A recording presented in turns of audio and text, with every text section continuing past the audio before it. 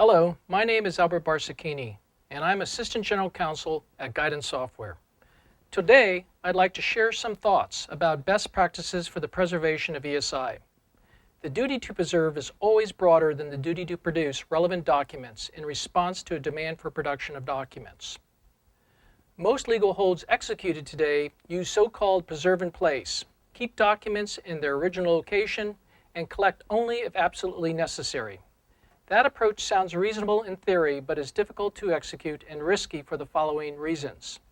Preserve in place requires either the end user to identify documents subject to the litigation hold or conducting a keyword search to target ESI for lockdown. If a user needs to open and work with that file for business reasons, they must open a new copy and save with a new name. Each time they do so, a duplicate is created and must now be locked down as well. The downside to this approach includes 1. There is no way to preserve in place when doing broad collections, such as collecting all user-created documents. 2. Preserve in place leaves the file on the custodian's machine, which could be a laptop that is not under physical control of those responsible for enforcing litigation hold. 3. Preserve in place involves changing the metadata within the file, so it cannot be altered. The company cannot keep it from being deleted if the user of the computer has administrative rights. 4. Preserve in place is cumbersome for the custodian because they need to make a copy of the preserved file in order to get it back into use in the regular course of business. 5.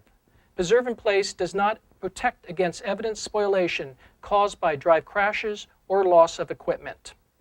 And finally, there is no way to effectively apply a preserve in place for ongoing litigation that requires the data sources to be continually searched for newly created, potentially relevant documents.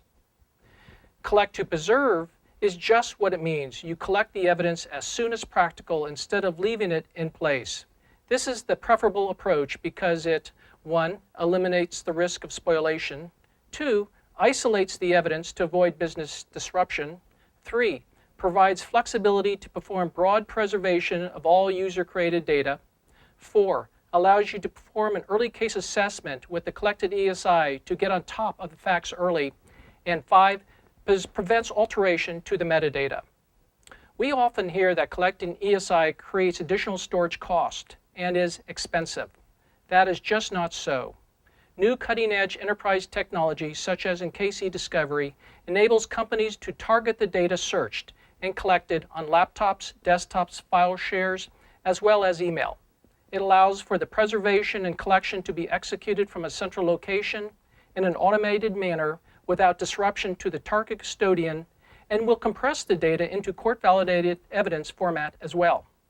The days of preserving and collecting data using full disk images are over.